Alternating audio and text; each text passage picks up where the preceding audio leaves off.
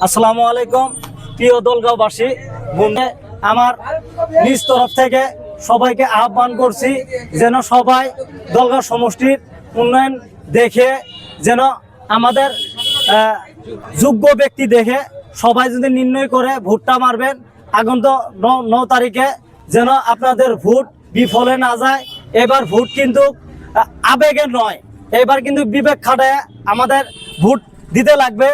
যাই হোক, আমাদের দলগাঁও সমষ্টির উন্নয়ন হয়েছে যদি আপনারা কমেন্টে জানাবেন, আর যদি উন্নয়ন হয় নাই আপনারা দেখে শুনে আপনারা যোগ্য ব্যক্তি ভোট দিবেন যেন অ্যাসেম্বলিতে গরিব দুঃখীয়ার হয়ে মাত মারতে পারে।